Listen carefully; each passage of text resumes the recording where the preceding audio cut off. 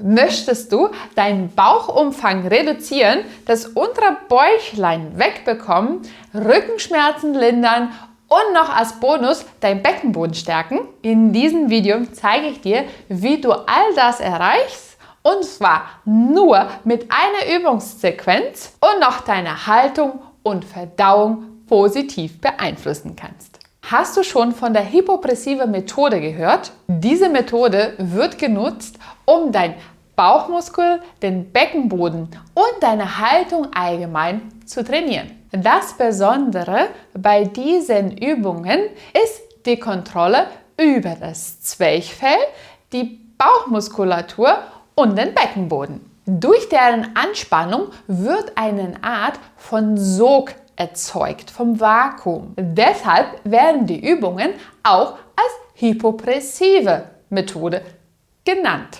Hypo, weniger, pressiv, Druck, unter Druck. Die Übungen sind besonders wirksam, weil sie eine hohe Aktivierung von den Musculus transversus abdominis haben. Dieser Muskel hat eine Form wie ein Korsett.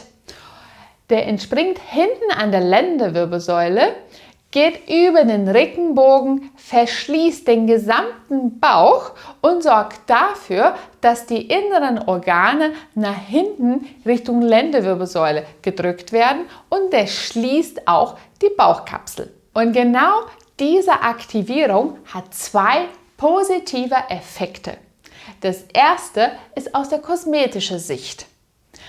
Die Anspannung oder eine gute Spannung von den Transversus Abdominis sorgt dafür, dass der Bauch flacher wird. Sehr häufig, vor allem bei Frauen, die Embunden haben, ist diese Muskulatur viel zu schwach, wodurch dann dieses Bäuchlein entsteht. Eine gute Aktivierung sorgt dafür, dass die Spannung sich erhöht und der untere Teil von dem Bauch auch verschwindet. Und das zweite positive Effekt ist aus der therapeutischen Sicht.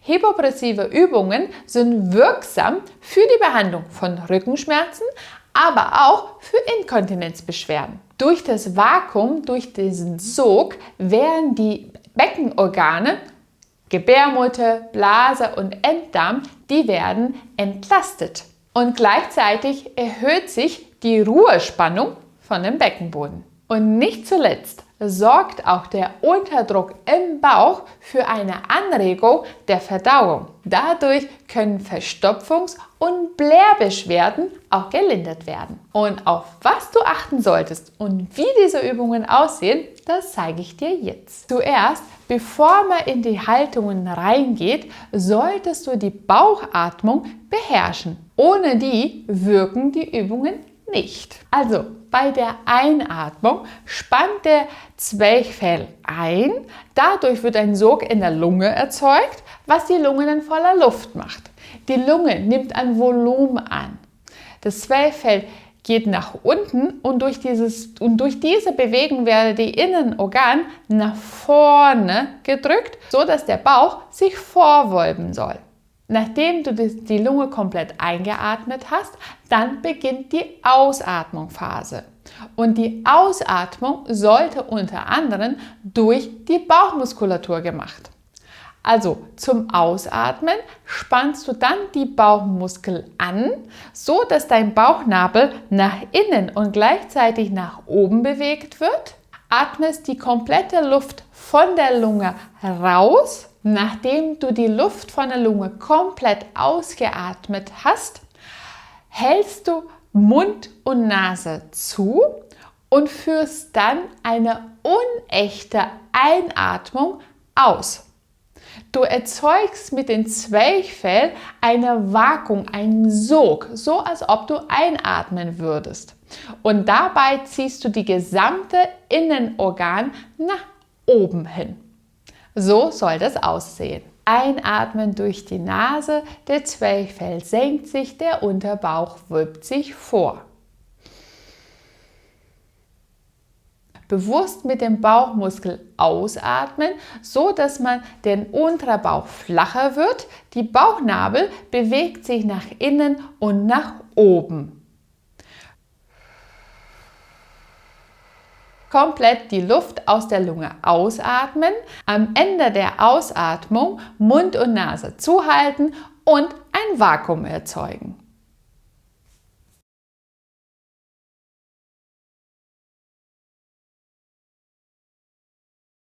Wenn du die Zwerchfellatmung jetzt beherrschen kannst und auch das Vakuum erzeugen kannst, dann geht es nun um die Haltung, um die Position für den hypopressive Übungen.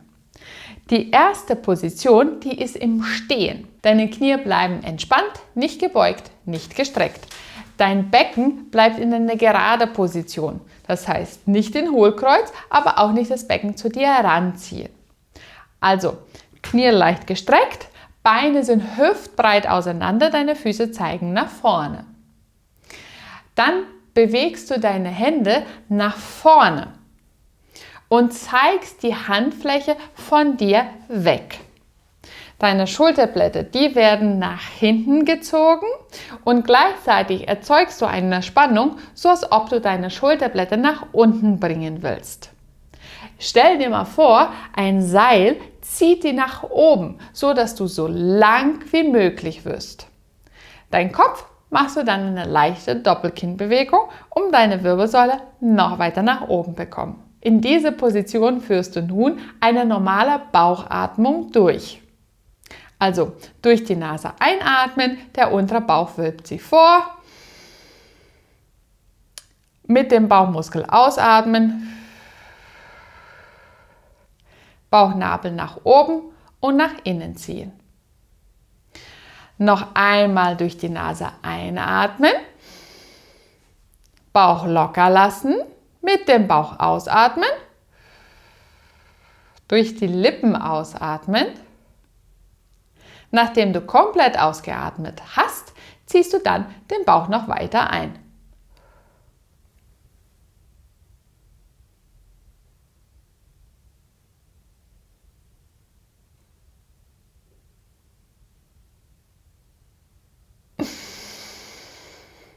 Einatmen, Bauch locker, ausatmen, Bauch rein.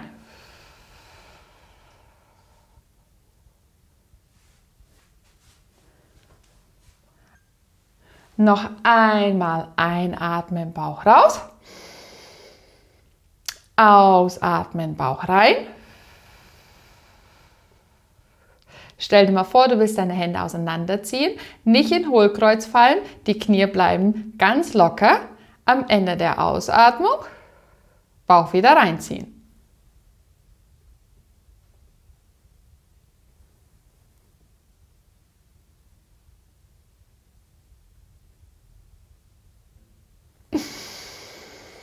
Einatmen im Bauch,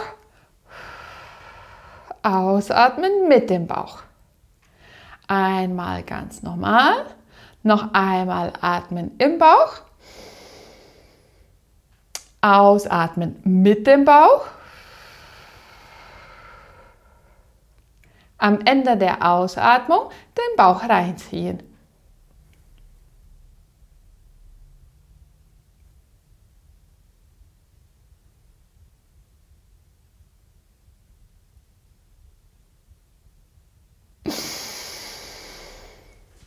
Und das letzte Mal einatmen im Bauch. Ausatmen mit dem Bauch, einatmen im Bauch, ausatmen mit dem Bauch, der Bauchnabel bewegt sich nach oben und nach innen. Wenn die Lunge komplett leer ist, ziehst du den Bauch rein und hältst es nochmal für 10 Sekunden.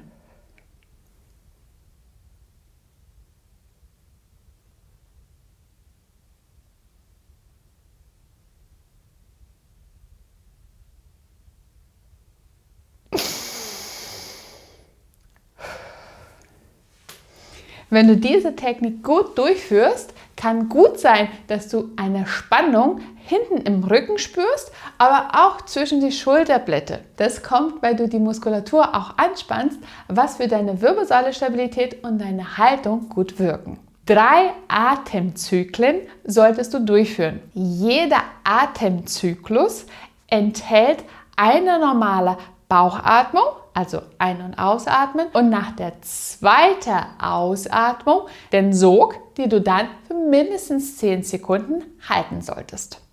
Wenn du mehr aktiv für deine Gesundheit machen willst, Schmerzen lindern und im Alltag beweglicher und fitter werden, dann abonniere meinen Kanal. Hier bekommst du jede Woche neue Videos für deine Gesundheit. Und dann geht es weiter mit der zweiten Position. Für die zweite Position solltest du nun eine leichte Kniebeuge machen. Platziere deine Hände oberhalb von den Knien und die Wirbelsäule, die bleibt jetzt gerade und lang. Stell dir mal vor, du hast ein Seil und er zieht dir die Wirbelsäule in der Länge. Und in dieser Position nochmal 3 Zyklen durchführen. Also einatmen im Bauch, Bauch lässt locker. Ausatmen mit dem Bauch. Bauchnabel nach innen und oben. Einatmen in den Bauch. Ausatmen mit dem Bauch. Am Ende der Ausatmung Mund und Nase zu und den Bauch reinziehen.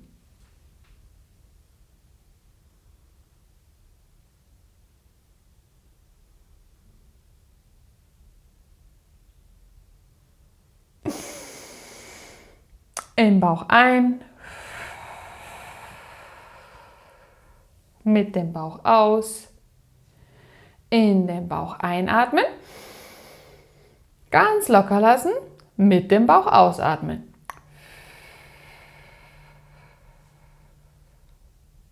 Schulterblätter bei der Ausatmung zusammenziehen, am Ende der Ausatmung Mund und Nase zu und reinziehen den Bauch.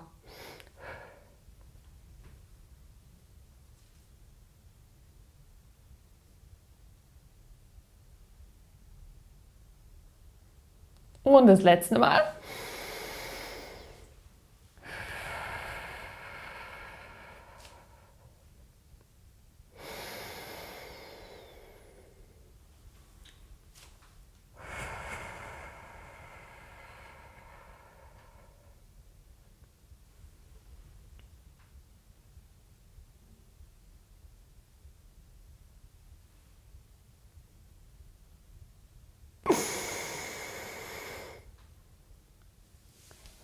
Wieder 3 Atemzyklen durch und weiter geht's zu der dritten Haltung. Diese Position ist besonders wichtig, wenn du Beckenbodenbeschwerden hast. Durch die Vierfüßlerstandhaltung hast du die perfekte Entlastung für die Beckenorgane. Und auch hier solltest du die Bauchatmung durchführen und danach das Vakuum erzeugen. Deine Knie sind hüftbreit auseinander, ungefähr in 90 Grad Kniestellung und auch die Hüftestellung. Deine Füße sind nicht locker auf dem Boden, sondern die Zehen sind aufgestellt. Deine Hände sind nach innen gedreht, sodass die Fingerspitze zueinander zeigen. Deine Ellenbogen sind leicht gebeugt und in dieser Position erzeugst du dann eine Spannung auch zwischen die Schulterblätter und die Schulterblätter zusammenziehen. Einatmen in den Bauch. Ausatmen mit dem Bauch. Zieh den Bauchnabel nach oben innen rein, geh nicht in Hohlkreuz. Einatmen in den Bauch. Ausatmen mit dem Bauch.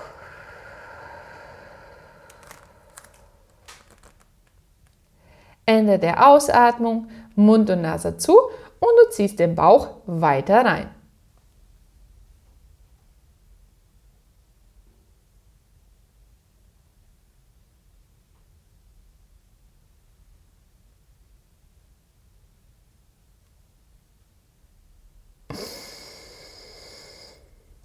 Einatmen in den Bauch.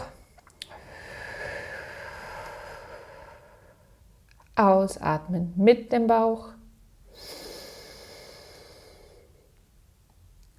Und wieder aus. Mund und Nase zu und Bauch reinziehen.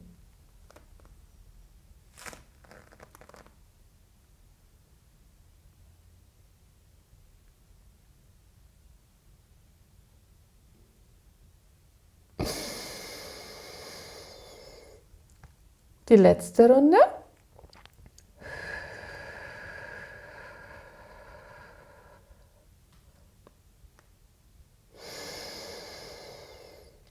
Ganz locker lassen bei der Einatmung. Aktiv anspannen. Mund und Nase zu.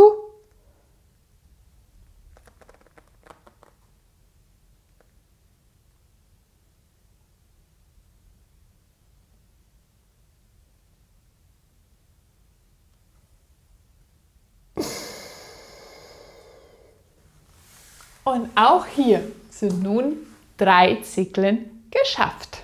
Und für die letzte Übung solltest du die nun auf dem Rücken hinlegen. Stell deine Beine auf, ziehe deine Zehen nach oben, sodass nur die Ferse noch Kontakt mit dem Boden haben. Deine Hände, die kommen wieder vor dem Brustkorb auf Schulterhöhe. Die Hände zeigen nach oben Richtung Decke, der Ellbogen nach außen gedreht, so seitlich von dir weg. In diese Position erstmal wie immer in den Bauch einatmen, der untere Bauch wölbt sich vor. Nicht drücken, nur einatmen. Bei der Ausatmung bewusst mit dem Bauch ausatmen. Den Bauchnabel nach innen und oben spannen. Beim nächsten Mal einatmen im Bauch. Ausatmen mit dem Bauch. Mund und Nase zuhalten, das Vakuum erzeugen und gleichzeitig das Becken vom Boden hochheben.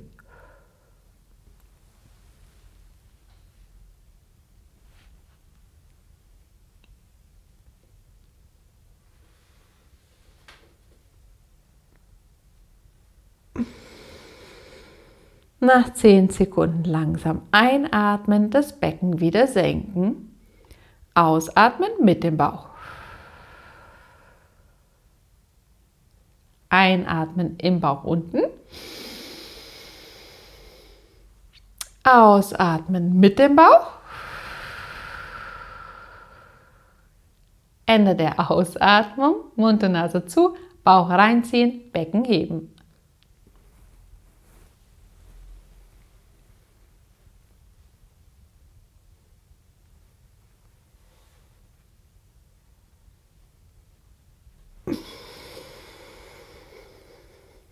Einmal nach unten gekommen, ausatmen mit dem Bauch,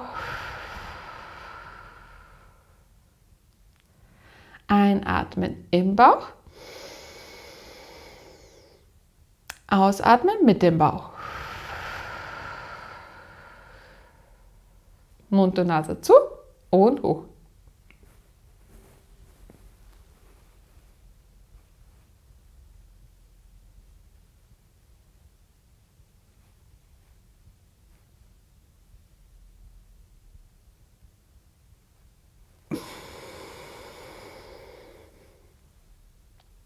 Und fertig ist die Übungssequenz.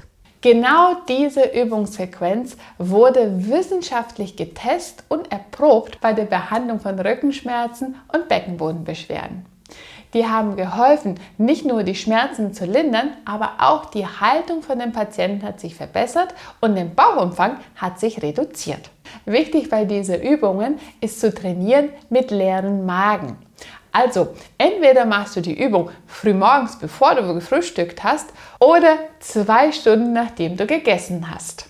Wenn der Magen voll ist, kann der Zwerchfell nicht gut arbeiten.